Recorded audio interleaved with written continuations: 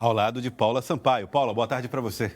Boa tarde, Joelson, nessa bela sexta-feira aqui, né? Jornal do Piauí. É verdade, sexta-feira muito encantadora aqui no nosso Jornal do Piauí. Vamos falar a respeito desse começo de tempo real, Paula, sobre a MP do salário mínimo, a medida provisória que estabelece o valor do salário mínimo em exercício agora, né? O valor que está sendo utilizado. Mas essa medida provisória precisa ser discutida e aprovada na Câmara dos Deputados até agosto, final de agosto. O deputado Merlong Solano já está aqui com a gente, relator da MP. Deputado, boa tarde, seja bem-vindo. Boa tarde, estou feliz com essa relatoria. Boa tarde, Paula. Uma relatoria que mexe com a vida de milhões e milhões de brasileiros, né?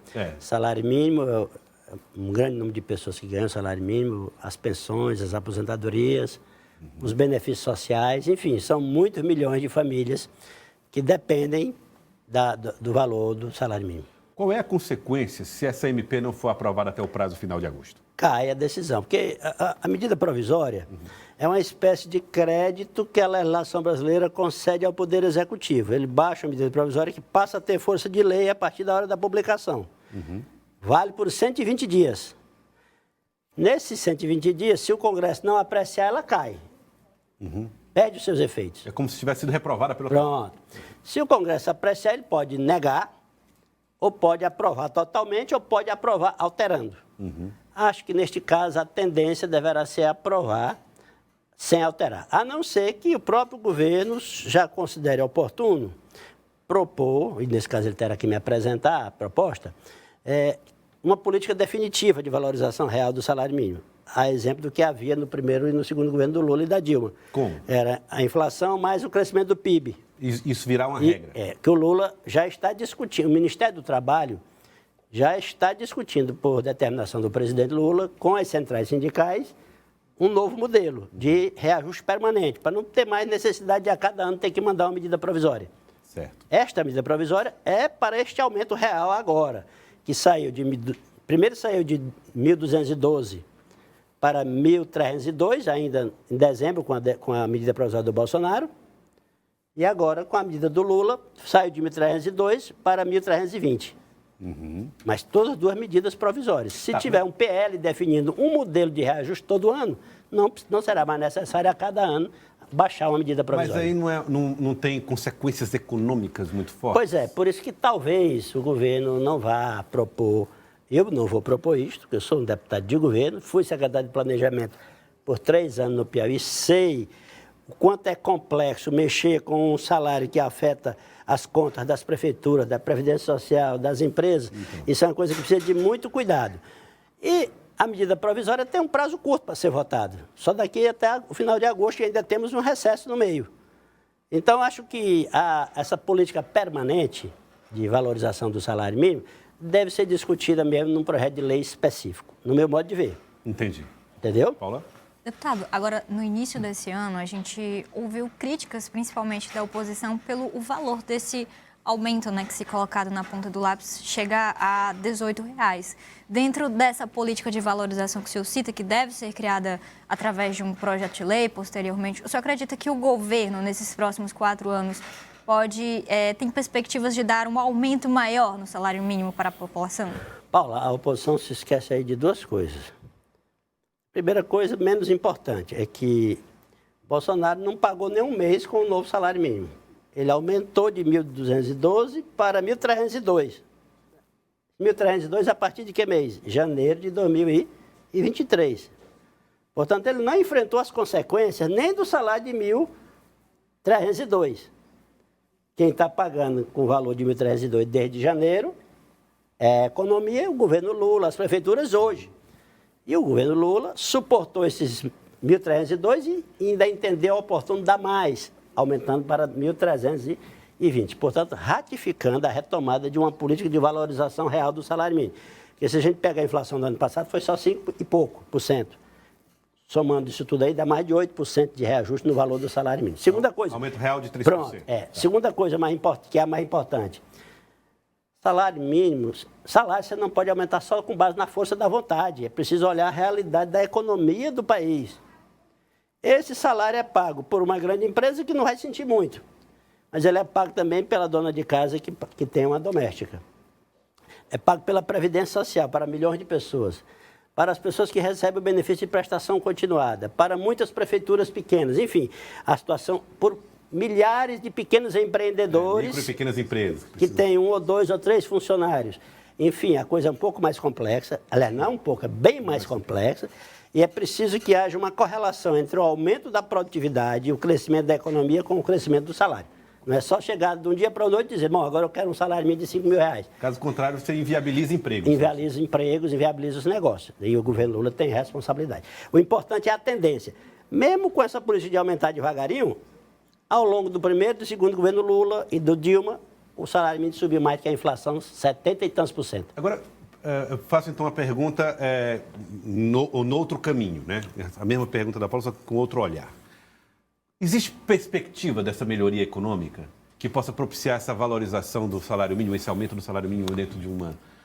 O que está sendo discutido aí, arcabouço fiscal, tudo isso, todo esse cenário, ele é positivo? E em quanto tempo o brasileiro vai sentir os efeitos positivos da gestão econômica do governo Lula? Existe boa perspectiva, sim. Eu acho que depois de um vendaval que aconteceu no país, misturando pandemia com total ineficiência administrativa do governo anterior, entre o fim da pandemia e um governo arrumado na parte da gestão da economia, com o ministro da credibilidade do ministro Fernando Haddad, já atestado como prefeito de uma grande capital e como um excelente ministro da educação que ele foi nos governos anteriores, a gente percebe claramente, Joelson, que os próprios agentes econômicos querem ajudar. Então, o marco fiscal foi muito bem concebido, muito bem aceito pelo empresariado, aprovado com facilidade na Câmara, aprovado agora com facilidade no Senado, com algumas alterações. Há uma tendência muito forte de aprovar a reforma tributária no âmbito do que foi discutido pela comissão especial criada. Mas os governadores demonstraram algumas inseguranças. Não? Algumas inseguranças, sim, mas a gente não percebe que elas sejam majoritárias. Há uma tendência muito forte dentro da Câmara dos Deputados e do Senado para aprovar essa reforma que resolve grandes problemas do Brasil. Primeiro, ela adota a cobrança do imposto no destino, acabando com a guerra fiscal que sacrifica o fisco dos estados e dos municípios. Segundo, ela estabelece um instrumento que é a cobrança sobre o valor agregado, acabando com o imposto cumulativo e dando transparência. Em cada etapa, você vai ter segurança de saber quanto de imposto está embutido em cada mercadoria ou serviço que você compra. Então, é uma reforma tributária que segue o exemplo dos países mais desenvolvidos do mundo, não é? E que vai ajudar muito o Brasil a retomar o crescimento. Estou animado, estou empolgado. Deputado, agora sobre política também, né? O senhor pré-candidato a prefeito de Teresina busca ser o pré-candidato, né, pelo Partido dos Trabalhadores. E a gente escuta muito de interlocutores do PT que vão se reunir no segundo semestre, seja no começo ou no final do segundo semestre, para tentar escolher esse nome. O senhor acredita que é possível que você mesmo, o deputado Franzé e o deputado Fábio Novo sentem antes disso para encontrar um consenso e já chegar nesse momento de escolha do partido ali com um nome definido? Bom, eu por exemplo, estou propondo que agora no final do mês de julho ou mais tardar início de agosto, o partido tome uma decisão. Porque, de um lado, eu considero importante essa experiência que nós estamos vivendo, que vários pré-candidatos percorrendo a cidade, dialogando com amplos segmentos da sociedade e da política, fazendo um diagnóstico completo do que está sendo a atual gestão sobre Teresina, levantando possibilidades. Eu caminhando por um lado, Fábio Novo por outro, Franzé, até poucos dias atrás o deputado Vinícius. Enfim, isso tudo espalhou mais a mensagem do PT. Mas também coloca um pouco de rivalidade. Pronto, coloca um pouco de rivalidade. Não, no meu caso, estou tranquilo, mas também não percebo que vai ficar sequela, não, nas que apareceram. Agora, só que depois disso tudo, vamos precisar de um tempo bom, todo mundo trabalhando em cima de um nome só. É exemplo do que fizemos com Rafael Fonteles. A estratégia de pegar um nome jovem que ninguém conhecia praticamente, tirando as áreas mais técnicas no povo, pegar com quase 2 anos de antecedência, como fez o então governador Wellington Dias, se manifestou uma estratégia muito correta, tornou o Rafael conhecido e acho que é hora, está começando a chegar a hora da gente definir o nosso nome aqui em Teresina, viu? Pois não, Paulo? Deputado, agora, nessa corrida eleitoral, a gente viu recentemente o deputado Franzé Silva, que também é pré-candidato do PT, recebendo a adesão da ex-secretária da gestão do prefeito Doutor Pessoa, Jesse Lima. E aqui eu destaco o nome de Jesse porque ela é uma liderança mais conservadora, mais ligada à direita, e inclusive durante as 2 eleições que participou, fez duras críticas ao Partido dos Trabalhadores. Como é que o senhor, como petista e também pré-candidato que disputa essa vaga com o deputado Franzé Silva, vê essa adesão ao grupo que, se Franzé for escolhido, deve disputar pela base do Palácio de Karnak? Aí eu quero fazer 2 comentários. Primeiro, o PT até hoje foi um partido pequeno em Teresina, no máximo nós elegemos 3 vereadores. Para chegar à prefeitura, precisaremos dialogar com segmentos bem mais amplos da sociedade e da política. Segundo, quero ser otimista. Ela é uma pessoa jovem, inteligente. Acho que ela pode estar fazendo uma reavaliação dos erros que cometeu em relação às posturas do passado e começando a encontrar um caminho mais aberto. Não estou dizendo que ela virá para o PT, não se trata disso. Está sendo convertido. Vai encontrar um caminho, não propriamente isso, vai encontrar um caminho de centro, mais aberto, em que ela poderá dialogar tanto com o partido de esquerda como o PT, como com outros partidos de centro, mas todos respeitando a democracia. Então, eu vejo com otimismo, viu? Agora, deputado, hoje a Paula Sampaio conversou com o vereador Deolindo Moura, que falou a respeito de uma questão. Ele é do Partido dos Trabalhadores, assim como o senhor, e falou a respeito da situação dos vereadores que estão ainda alinhados administrativa e politicamente, ou mais administrativamente, com o doutor Pessoa e o grupo da Prefeitura de Teresina. Ele conversou com Paula e falou a respeito do posicionamento dessas lideranças, como é que deve ser o caminho para o que eles estão chamando de desembarque do PT da gestão de doutor Pessoa. Vamos ver o que ele disse. O fato é que o Partido dos Trabalhadores, entendo um nome colocado, logicamente que os vereadores continuarão com o apoio administrativo ao prefeito doutor Pessoa, mas o apoio político, logicamente, aqueles que estarão no Partido dos Trabalhadores, terá que ser para o candidato do Partido dos Trabalhadores. Aqueles que não estiverem com o candidato do Partido dos Trabalhadores, certamente não estarão no Partido dos Trabalhadores. É uma questão lógica e que nós entendemos, inclusive, a necessidade desse apoio administrativo, e eu tenho certeza que o prefeito sabiamente também entende. Deputado Merlong, os vereadores do Partido dos Trabalhadores que têm indicações na Prefeitura de Teresina devem entregar esses cargos para abraçar a futura candidatura do PT ou devem aguardar uma posição de doutor Pessoa? Eu entregaria, se fosse vereador, eu entregaria de pronto. Eu lembro Já bem, agora? Eu entregaria, porque uma coisa é o apoio administrativo das medidas corretas, esse independe de participação em cargos, no meu modo de ver. Outra coisa é o apoio político. Na medida em que o partido está todo mobilizado, com pré-candidatos, o próprio governador do estado participando em alguma medida da discussão, o presidente da Assembleia do estado sendo pré-candidato nosso. Enfim, o PT está colocando nesta disputa que vem Teresina como uma prioridade.